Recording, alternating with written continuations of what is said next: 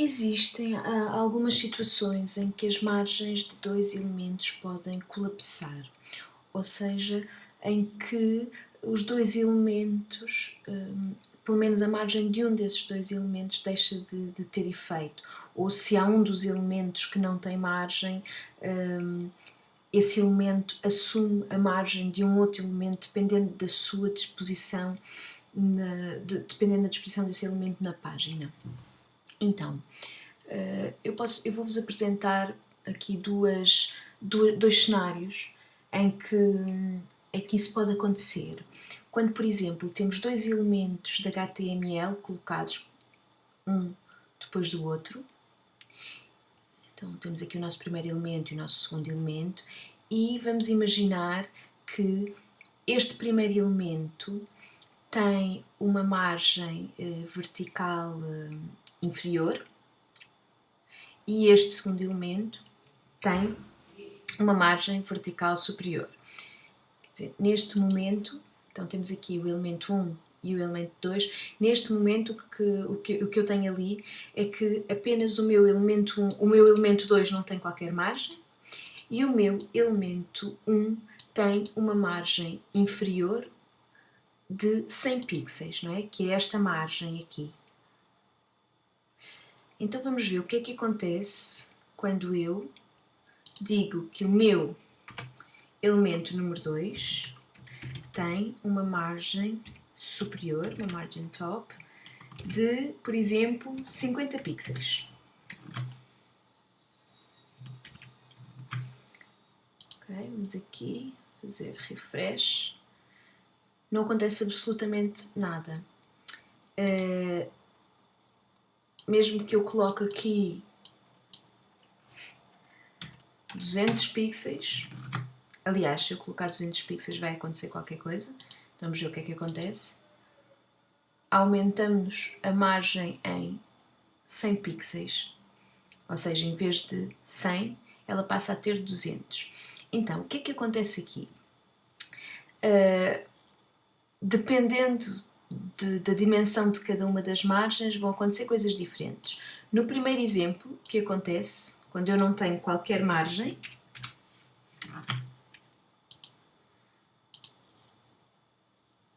no de baixo, não é? O que acontece é que há um dos elementos que tem uma margem e essa margem é considerada.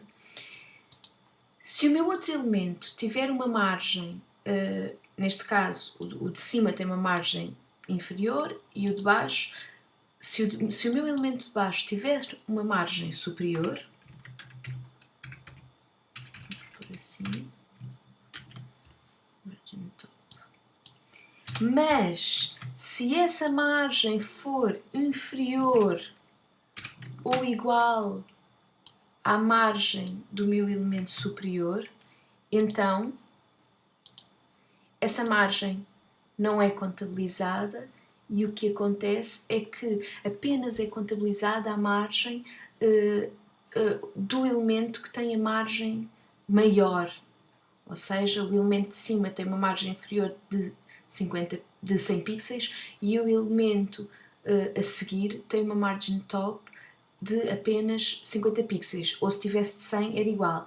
A partir do momento em que este segundo elemento passa a ter uma margin top superior, passa a ser esta margem a margem que prevalece e esta margem aqui de cima colapsa. Ou seja, aquele aumento de 100 pixels que vocês veem no fundo é a margem deste elemento que são os 200 pixels e o que acontece é que esta margem colapsa. Pronto, este é um dos cenários em que isto pode acontecer, quando temos um elemento um por cima do outro. O outro cenário é um cenário quando temos dois elementos numa relação hierárquica pai-filho, em que o elemento pai, neste caso seria este elemento que está aqui por trás, esta parte aqui não se vê, mas o elemento pai seria este, o elemento a verde, em que o elemento pai não tem qualquer conteúdo. Então, se nós formos aqui, aliás, primeiro, se nós viermos aqui ao nosso HTML, não é? Vimos que temos aquele elemento é este, o elemento pi, é caixas container 2, não tem qualquer conteúdo lá dentro, apenas tem lá dentro um div. Tem cá dentro outro div e esse sim tem já conteúdos, que é o nosso elemento 3, que é este elemento. Agora, para não confundir, vamos chamar elemento 3 para não confundirmos. Ok. Então, quando esta situação acontece, também aqui as margens, pode acontecer que as margens colapsem, ou seja,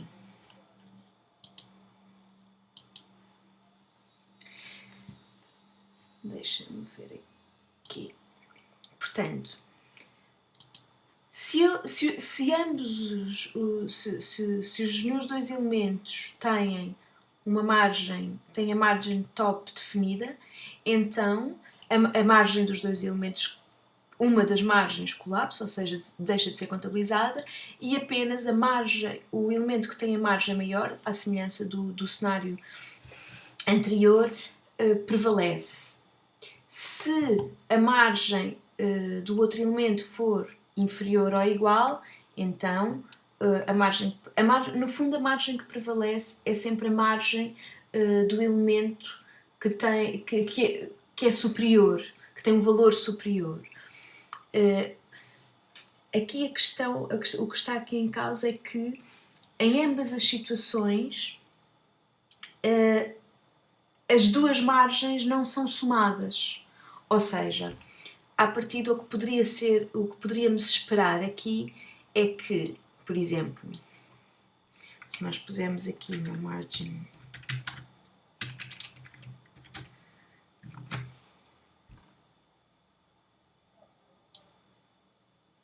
aliás, não é isto, desculpem. Imaginem que nós apagávamos aqui esta margem e dávamos uma margem de 100 pixels ao nosso elemento 3. O que à partida seria expectável era que o nosso elemento pi ficaria ali em cima, não é? E o nosso elemento 3 teria uma margem aqui entre o elemento pi e ele próprio, uma margem de 100 pixels. O que acontece é que o elemento pi, a margem top do elemento pi e a margem top do elemento filho colapsam, ou seja, transformam-se na mesma. E então é como se ambos estivessem ao mesmo nível e o que acontece é que ambos vão ter uma margem top, é como se fosse o mesmo elemento e a margem top é colocada acima.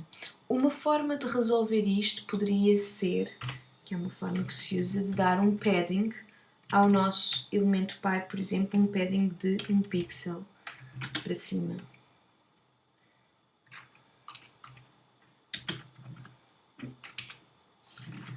E aí nós já teríamos o efeito esperado. Aliás, poderíamos, ficamos ali com 1 pixel escusadamente, poderíamos dar apenas uma margem, um padding top.